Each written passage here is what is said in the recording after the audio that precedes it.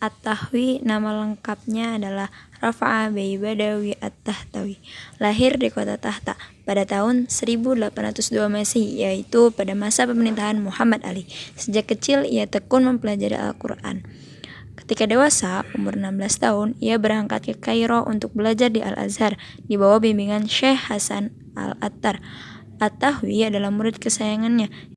Ia menyelesaikan studinya tahun 1822 Masehi. Setelah itu, ia mengajar di sana selama 2 tahun. Pada tahun 1824 Masehi, ia meraih gelar master di Mesir. Pada tahun itu pula, ia diangkat menjadi imam bagi mahasiswa-mahasiswa yang dikirim oleh Muhammad Ali ke Jomard di Paris untuk belajar bahasa Prancis dan ilmu-ilmu modern. Selama 5 tahun di Paris, ia kursus privat bahasa Prancis, sehingga dalam waktu 5 tahun ia mampu menerjemahkan 12 buku dan risalah. Di antaranya risalah tentang sejarah Alexander Macedonia, buku-buku mengenai pertambangan, ilmu bumi, akhlak dan istiadat berbagai bangsa, dan sebagainya. Sekembalinya dari Paris, pada tahun 1832 Masehi, ia diangkat sebagai penerjemah dan sebagai guru besar pada Sekolah Kedokteran Prancis di Kairo.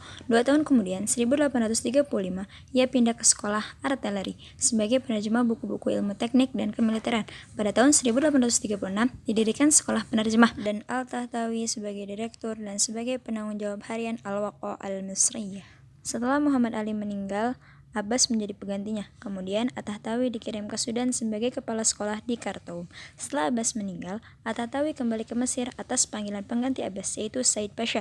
Ia diangkat sebagai direktur sekolah militer. Pada tahun 1863 Masehi, di Mesir dibentuk suatu badan yang bertugas menerjemahkan UU Prancis yang bermarkas di Translation Office. At-Tahtawi menerbitkan majalah Raudatul Madaris. Sekembalinya ia dari Mesir, ia telah menerjemahkan buku, diantaranya buku-buku tentang geografis, sejarah, dan ia pun menulis buku. Di antara karangannya adalah